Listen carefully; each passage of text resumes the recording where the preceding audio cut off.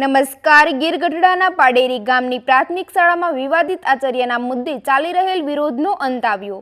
ગ્રામજનો અને વડીલોના વિરોધ બાદ વહીવટીતંત્ર દ્વારા આચાર્યની બદલી ઉનાના પાલડી ખાતે કરવામાં આવી.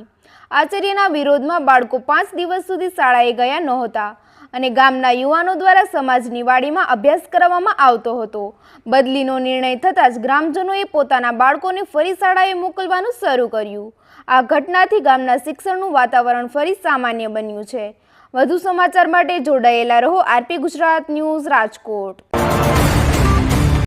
મારું નામ બારૈયા લાલજીભાઈ. હા, અત્યારે આગળ અમારે ગીર ગઢડાથી આપણે ટીપીઓ સાહેબ પારસભાઈ હીરપર આવ્યા હતા, જેણે અમને કીધું કે ભાઈ સાહેબની બદલી થઈ ગઈ છે, જે માટે અમે લડત કરી એ અમારું કામ થઈ ગયું છે. એ બદલ બધાનો આભાર માનીએ છીએ.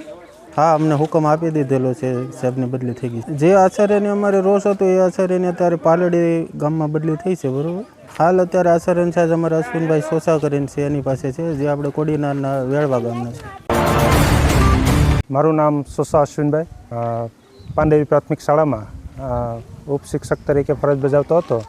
પણ અમારા આચાર્યશ્રીની બદલી થતાં અમારા તાલુકા પ્રાથમિક શિક્ષણ અધિકારી શ્રી પારસભાઈની હાજરીમાં આજ રોજ મને આચાર્યનો ચાર્જ સોંપેલ છે.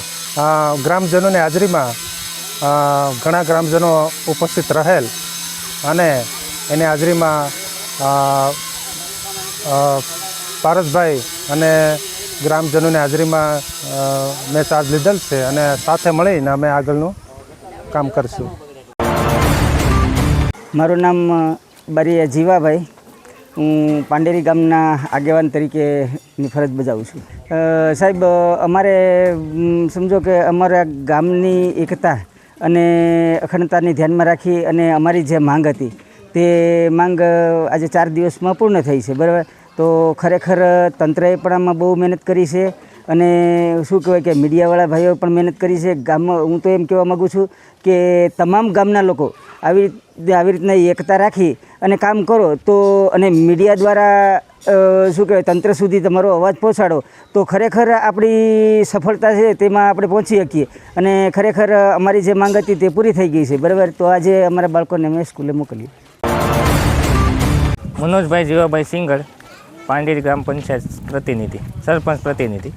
આજે અમારા તાલુકા શિક્ષણ અધિકારી શ્રી પારસભાઈ હીરપર આવેલા અને એમને એવું જણાવેલ કે સાહેબની બદલી થઈ ગયેલી છે. બદલી તો કાલે જ થઈ ગયેલી હતી ને એમાં એ લોકો હવે તાલુકા લેવલથી ને બધી બહુ મદદ કરી.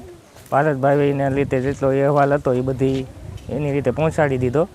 અમને એ ગામની એકતા જળવાઈ એમાં અમને આ ન્યાય મળ્યો ને થોડુંક તંત્ર ઓલું થયું પણ છેવટે અમને ન્યાય મળી ગયો. અત્યારે તેની જાણવા મળ્યું છે કે આપણે પાલેરી પ્રાથમિક શાળામાં 4 દિવસ નહોતા મોકલ્યા અને પછી ગામના શિક્ષિત યુવાનો પોતાની રીતે પોતાનો સમય આપીને બાળકોને ભણાવતા. હા, આજ સવારેથી અમે વિદ્યાર્થીઓને મોકલી દીધા છે ને આજથી સ્કૂલે ચાલુ થઈ ગયેલી છે.